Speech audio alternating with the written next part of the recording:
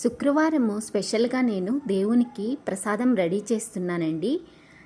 ఇది కాకుండా మామూలుగా డైలీ రొటీన్గా మార్నింగ్ నేను ఏం ప్రిపేర్ చేస్తానో అవి మీకు చూపిస్తున్నాను. ఇక్కడ దేవుడి ప్రసాదంకి కొన్ని బియ్యము పెసరపప్పు నానబెట్టుకొని కుక్ చేసుకున్నాను వాటర్ వేసి. అవి బాగా కుక్ అయిన తర్వాత బెల్లము నెయ్యి పాలు వేసి ఒక 5 మినిట్స్ ఉండనిచ్చి ఆ ప్రసాదాన్ని పక్కకు తీసుకోవడమే అండి. కాస్త నెయ్యి వేసి మనము డ్రై నట్స్ కూడా వేసి ఇందులో మిక్స్ చేసుకోవచ్చు. నేను డ్రై నట్స్ ఏం వేయలేదు. ఇక్కడ రాగి మాల్ట్ ప్రిపేర్ చేస్తున్నాను. వాటరు బాయిల్ అవ్వనిచ్చి రాగి మాల్ట్ 2 స్పూన్లు వేసి ఒక గ్లాస్ వాటర్ వేసి బాగా మిక్స్ చేసుకొని బాయిల్ అవుతున్న వాటర్లో ఈ రాగి పిండిని యాడ్ చేసుకొని మనము వాటర్ మిక్స్ చేసుకున్నటువంటి దాన్ని యాడ్ చేసుకొని ఒక 5 మినిట్స్ లో టు మీడియం ఫ్లేమ్లో కుక్ చేసుకుంటే రెడీ అవుతుంది. ఒక స్పూన్ బెల్లం వేసుకొని ఒక గ్లాస్కి 1 స్పూన్ బెల్లం సరిపోతుంది.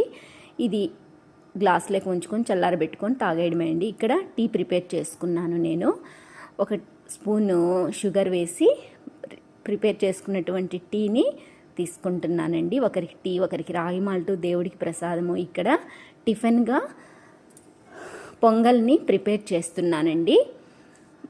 పొంగల్కి 1 గ్లాసుకి పెసరపప్పు రైసు 2 కలిపి 1 గ్లాస్ తీసుకున్నాను. దానికి 3 గ్లాసులు వాటర్ వేసి రైస్ కుక్కర్లో కుక్ చేసుకోవాలి కాస్త సాల్ట్ వేసి.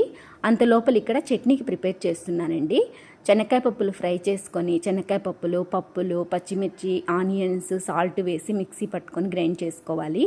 పోపు వేసుకొని జీలకర్ర ఆవాలు కరివేపాకు గ్రైండ్ చేసుకున్నటువంటిది వాటర్ యాడ్ చేసుకొని ఇక్కడ పోపులో వేసేసి మిక్స్ చేసేసానండి. మనము పొంగలికి పోపు కోసం చూడండి, జీలకర్ర మిరియాలు కరివేపాకు అల్లం వెల్లుల్లి తరుగు పచ్చిమిర్చి కావాలంటే కొత్తిమీర జీడిపప్పులు కూడా యాడ్ చేసుకోవచ్చు. నెయ్యి అయినా వేసుకోవచ్చు, ఆయిల్ అయినా వేసుకోవచ్చు అండి. అవన్నీ వేసిన తర్వాత ఇలా బాగా పోపు ఫ్రై అవ్వనివ్వాలి. కొత్తిమీర వేస్తే మరింత ఫ్లేవర్ వస్తుందండి. నా దగ్గర కొత్తిమీర లేదు. అంతలోపల ఇక్కడ మనము పక్కన కుక్కర్లో పెట్టింటాం కదా, అది కుక్ అయిపోతుందండి. విజిల్ తీసేసి కాసేపు ఉండనిచ్చి ఈ పక్క ఫ్రై చేసుకుని ఇందులో వేసుకొని మిక్స్ చేసుకోవడం అండి. అంతే.